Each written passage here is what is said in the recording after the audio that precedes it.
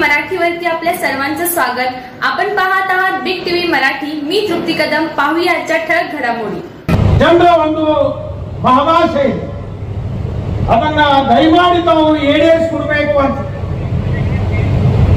ಅವಾಗ ಮುಖ್ಯಮಂತ್ರಿಗಳು ಇವತ್ತಿನ ಉಪಮುಖ್ಯಮಂತ್ರಿಗಳು ಖಂಡಿತವಾಗಿ ನಿನ್ನ ಆಶೆಗೆ ನಿರಾಶೆ ಮಾಡಲ್ಲ। ನಿನ್ನ ಆಶೆ ನಿಮ್ಮ ಜನರ ಆಶೋತ್ತರಗಳಿಗೆ ನಾವು ಖಂಡಿತವಾಗಿ ಸ್ಪಂದನೆಯನ್ನ ಮಾಡ್ತೀವಿ ಅಂತಕ್ಕಂಥ ಮಾತನ್ನ ಹೇಳಿ ಆ ಮಾತನ್ನ ನಂಬಿಕೊಂಡು ಕಾಂಗ್ರೆಸ್ ಪಕ್ಷ ಸೇರಿದೆ। ಒಂದು ಮಾತನ್ನು ಕೂಡ ವಿಚಾರ ಮಾಡಲಾರದೆ ಎಂಪಿ ಪಾಟೀಲ್ ಸಾಕ್ಷಿಯಾಗಿದ್ರು ನನ್ನನ್ನ ಅಭ್ಯರ್ಥಿಯಾಗಿ ಘೋಷಣೆ ಮಾಡಿ ಈ ಭಾಗದ ಜನ ನಿಮ್ಮ ಮೇಲೆ ಇಟ್ಟಿರ್ತಕ್ಕಂಥ ಒಂದು ಭರವಸೆ, ನಿಮ್ಮ ಮೇಲೆ ಇಟ್ಟಿರ್ತಕ್ಕಂಥ ಒಂದು ವಿಶ್ವಾಸದಿಂದ ಒಬ್ಬ ರೈತರ ಮಗನನ್ನ ಸುಮಾರು 76,000 ಮತಗಳ ಅಂತರದಿಂದ ಗೆಲ್ಲಿಸಿದ್ರು। ಅದಕ್ಕೆ ಕಾರಣ ಏನಂದ್ರೆ ಈಗ ತಾನೇ ಒಂದು ವಚನ ಹೇಳಿದಲ್ಲ, ನುಡಿದರೆ ಮುತ್ತಿನ ಹಾರದಂತಿರಬೇಕು ಅಂತ ಹೇಳಿ ನೀವು ಯಾವಾಗ ಜನರಿಗೆ ಭರವಸೆಯನ್ನು ಕೊಟ್ಟಿದ್ದೀರಿ। ಆ ಭರವಸೆಯನ್ನ ಈಡೇರಿಸತಕ್ಕಂಥ ಸಮರ್ಥ ನಾಯಕತ್ವ ನಿಮ್ಮಲ್ಲಿ ಇರೋದ್ರಿಂದ ಈ ಭಾಗದ ಜನ ನನಗೆ ಆಶೀರ್ವಾದ ಮಾಡಿ ಸಭೆ ಮಧ್ಯದಲ್ಲಿ ಅಲ್ಲಿ ಬೋರ್ಡ್ ಹಿಡಿದಿದ್ದಾರೆ ಮಹಾರಾಷ್ಟ್ರದವರು, ನಮ್ಮನ್ನ ಕರ್ನಾಟಕಕ್ಕೆ ತಗೊಳ್ಳಿ ಅಂತ ಹೇಳಿ। ಕಾರಣ ಏನಂದ್ರೆ ನೀವು ಕೊಟ್ಟಿರ್ತಕ್ಕಂಥ ಪಂಚ್ ಗ್ಯಾರಂಟಿ ಯೋಜನೆ, ನೀವು ಕೊಡ್ತಕ್ಕಂಥ ಅನೇಕ ಜನಪರವಾಗಿರ್ತಕ್ಕಂಥ ಕಲ್ಯಾಣ ಕಾರ್ಯಗಳು, ಇವತ್ತು ಇಂಥ ಅನೇಕ ನೀರಾವರಿ ಯೋಜನೆಗಳು ಕೊಡೋದ್ರಿಂದ ಮಹಾರಾಷ್ಟ್ರದ ಜತ್ ತಾಲೂಕ ಇರಬಹುದು, ಅದರ ಜೊತೆಗೆ ಅಕ್ಕಲಕೋಟೆ ಇರಬಹುದು, ಈ ಭಾಗಕ್ಕೆ ಅತ್ಯಂತ ನೀರಿನ ಅವಶ್ಯಕತೆ ಇದೆ। ಅವ್ರು ಯಾಕೆ ಬಂದಿದ್ದಾರೆ ಅಂದ್ರೆ ಈ ನಮ್ಮ ಕೃಷ್ಣಾ ನದಿಯಿಂದ ಬರಗಾಲದಲ್ಲಿ ಹರಿದು ಹೋಗ್ತಕ್ಕಂಥ ನೀರನ್ನ ನಮಗೆ 4 ಅಥವಾ 3 TMC ನೀರು ನಮಗೆ ಕೊಟ್ಟು ಬೇಸಿಗೆ ಕಾಲದಲ್ಲಿ ಕೊಯ್ನಾ ಮುಖಾಂತರ ಮತ್ತು ಮಹಾರಾಷ್ಟ್ರದಿಂದ ಒಂದು 3 TMC ನೀರು ನಿಮ್ಮ ಬೇಸಿಗೆ ಕಾಲದಲ್ಲಿ ಕೊಡ್ಲಿಕ್ಕೆ ನಮ್ಮ ಸರ್ಕಾರದಲ್ಲಿ ನಾವು ನಿಮ್ಮ ಪರವಾಗಿ ವಾದವನ್ನ ಮಾಡ್ತೀವಿ ಅಂತಕ್ಕಂಥ ವಿಚಾರ ಇಟ್ಕೊಂಡು ಇವತ್ತು ಕದಂ ಅವರು ಮತ್ತು ನಮ್ಮ ಸಾವಂತ್ ಬಂಟೆ ಪಾಟೀಲ್ ಬರಬೇಕಾಗಿತ್ತು, ಆದರೆ ಸಭೆಯ ಒಂದು ತುರ್ತು ಕಾರ್ಯದಿಂದ ಅವರು ಮುಂಬೈಗೆ ಹೋಗಿದ್ರಿಂದ ನನಗೆ ಫೋನ್ ಮುಖಾಂತರ ಹೇಳಿದ್ರು। ಇದರ ಜೊತೆಗೆ ಇದನ್ನಾದ್ರೂ ಮಾಡಬಹುದು। DK ಸಾಹೇಬರಿಗೆ ಒಂದು ನಾನು ಮಾತಾಡ್ತೀನಿ, ಇದೇನಾದ್ರೆ ಮಹಾರಾಷ್ಟ್ರ ಮತ್ತು ಕರ್ನಾಟಕ ಸರ್ಕಾರದಲ್ಲಿ ಏನಾದ್ರೂ ವ್ಯತ್ಯಾಸ ಮಾಡಲಿಕ್ಕೆ ತೊಂದರೆ ಆದ್ರೆ ನಮ್ಮ MP ಪಾಟೀಲ್ರು ಇದ್ರಾಗ ಡಾಕ್ಟರ್ ಇದ್ದಂಗ ಅವ್ರಿಗೆ ಬರೀ ಪ್ರಶಸ್ತಿ ಅಡ್ಡ ಕೊಟ್ಟಿಲ್ಲ, ನೀರಾವರಿ ತಜ್ಞ ಮತ್ತು ಇಂಜಿನಿಯರ್ ಅಲ್ಲ ಸರ್, ನೀರಾವರಿ ತಜ್ಞರು ನಮಗೆ ಸುಲಭವಾಗಿ ಒಂದು ಕಾರ್ಯ ಮಾಡಲಿಕ್ಕೆ ಸಾಧ್ಯ। ಸುಮಾರು ಕರ್ನಾಟಕದ ಗಡಿ ಭಾಗದಲ್ಲಿ ಇರ್ತಕ್ಕಂಥ 900 ಹಳ್ಳಿಗಳಿಗೆ ಕುಡಿ ನೀರು, ದನಕರುಗಳಿಗೆ, ಪಶು ಪಕ್ಷಿಗಳಿಗೆ ಮತ್ತು ಬೇಸಿಗೆ ಕಾಲದಲ್ಲಿ ಇರ್ತಕ್ಕಂಥ ನೀರಾವರಿಗೆ ಹಿಪ್ಪರಗಿ ಮ್ಯಾರೇಜದಲ್ಲಿ ಏನು 6 TMC ನೀರು ಸಂಗ್ರಹ ಆಗಿರುತ್ತೆ, ನಮಗೆ ಬೇಸಿಗೆ ಕಾಲದಲ್ಲಿ 3 TMC ಕೊರತೆ ಏನಾಗುತ್ತೆ, ಆಲಮಟ್ಟಿ ಏನು ನಮ್ಮ ಗಲಗಲಿ ಬ್ಯಾರೇಜ್ ಇದೆ, ಆ ಬ್ಯಾರೇಜ್ ಹತ್ರ ಈಗಾಗಲೇ ಒಂದು ನೀರಾವರಿ ಯೋಜನೆ ತಾವು ಮಾಡಿದ್ದೀವಿ, ಅದು ನಿಮ್ಮ ಅಮೃತ ಹಸ್ತದಿಂದಲೇ ಅದು ಉದ್ಘಾಟನೆ ಆಗಿದೆ। ಅಲ್ಲಿಂದ ಕೇವಲ 38 ಕಿಲೋಮೀಟರ್ ವರೆಗೆ ಒಂದು ಪೈಪ್ಲೈನ್ ಮಾಡಿಕೊಂಡು ಅಲ್ಲಿ ಪಂಪ್ ಸೆಟ್ಗಳು ಯಾವಾಗ ಬಂದಾಗ್ತಾವ ಅದೇ ಪಂಪ್ ಸೆಟ್ದಿಂದ ಒಂದು ವಿ ಆಕಾರದಲ್ಲಿ ಪಂಪ್ ಅನ್ನು ಜೋಡಿಸಿ ಅದೇ ನೀರಿನಿಂದ ಸುಮಾರು 2 ಅಥವಾ 3 TMC ಆಲಮಟ್ಟಿಯಿಂದ ನೀರು ಎತ್ತಿದ್ರೆ ಮಹಾರಾಷ್ಟ್ರದ ಗಡಿ ಭಾಗದಿಂದ ಬಿಜಾಪುರ ಹೊರವರೆಗೆ ಆ ನೀರು ಬೇಸಿಗೆ ಕಾಲದಲ್ಲಿ ಬಹಳ ಉಪಯೋಗ ಆಗುತ್ತೆ।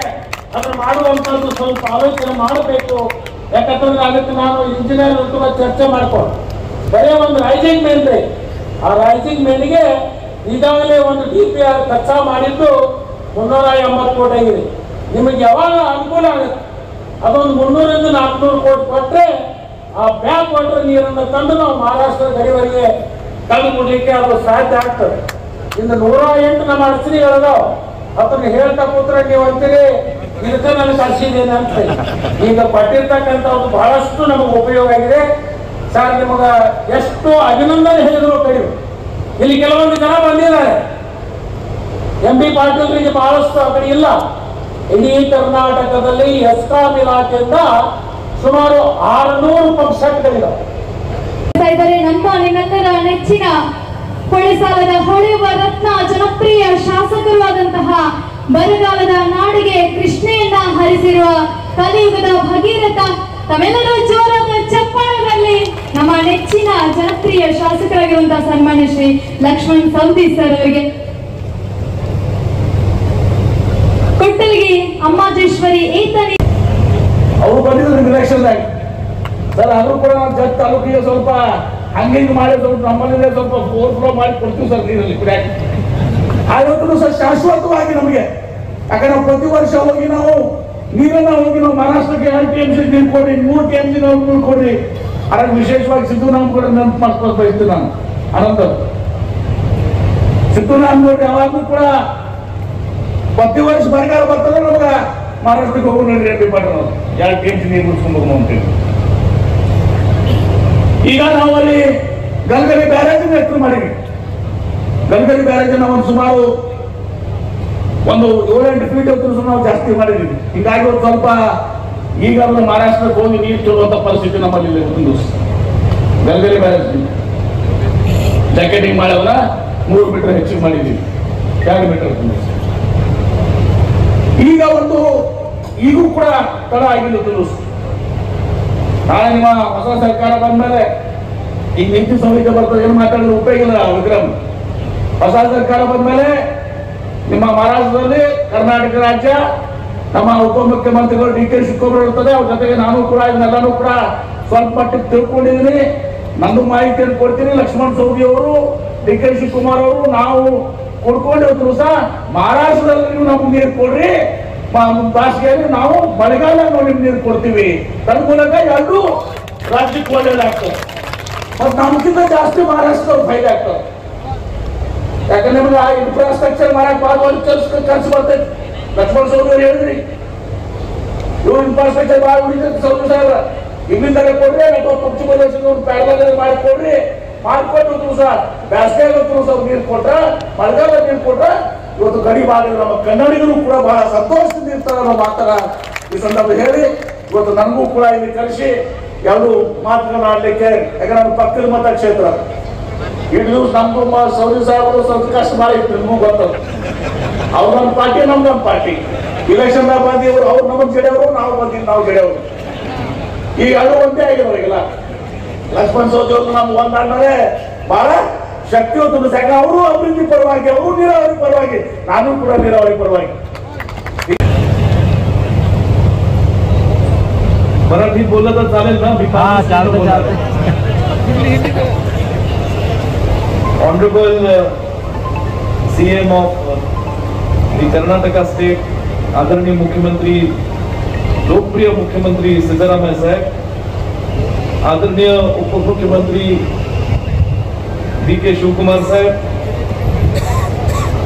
राज्याचे ज्येष्ठ मंत्री आदरणीय सतीश जारकोळी साहेब, राज्याच्या अत्यंत कार्यक्षम महिला मंत्री श्रीमती लक्ष्मी हेब्बळकर वहिनी, ज्येष्ठ मंत्री आदरणीय MB पाटील साहेब, आदरणीय शिवानंद पाटील साहेब, आणि ज्यांनी मला इथे बोलवलं आणि आपल्या सर्वांच्या समोर उपस्थित राहण्याची संधी दिली ते आदरणीय आपल्या सर्वांचे नेते, या विभागाचे आमदार, माजी मंत्री आदरणीय लक्ष्मणराव जी सवदी साहेब, उपस्थित सर्व व्यासपीठावर मान्यवर, जत तालुक्याचे आमचे आमदार विक्रमसिंह सावंत, बंधु भगिनींनो,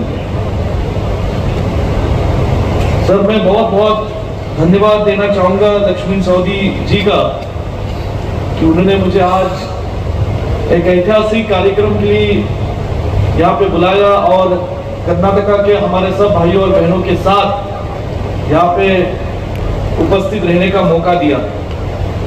आज बहुत बड़ी अम्मे जोगेश्वरी उपसा सिंचन योजना का भूमि पूजन आदरणीय मुख्यमंत्री जी, आदरणीय उप मुख्यमंत्री जी और महाराष्ट्र कर्नाटका के तमाम ज्येष्ठ मंत्रीगण के उपस्थिति में उनके शुभ हस्त से आज यहाँ पे ये पानी योजना का भूमि पूजन हो रहा है, ऐसा मुझे बताया गया।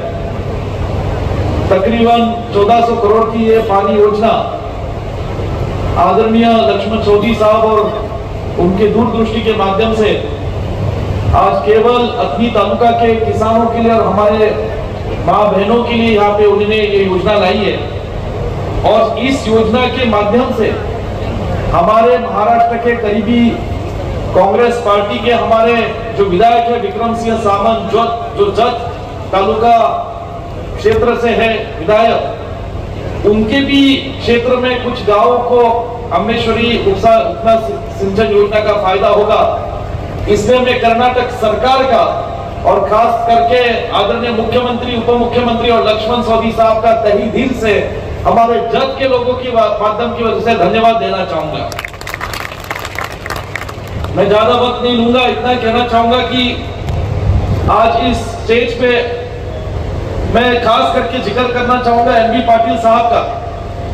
जब कांग्रेस की सरकार थी और उस सरकार में एमबी पाटिल साहब इरिगेशन डिपार्टमेंट के मंत्री थे, तब खास करके हमारे जत का जो दुष्काली जो अकाल स्थित प्रभावित एरिया है, इस जत के हमारे भाइयों को, किसानों को, हमारे लोगों को उनकी पानी की पुकार सुन के तब एमबी पाटिल साहब ने बहुत मेहनत की और हमें तुच्ची बबलेश्वर योजना के माध्यम से यहाँ के कर्नाटक के लोगों के बराबर हमें भी जत तालुका में थोड़ा पानी देने का उन्होंने बहुत अच्छा कोशिश किया था।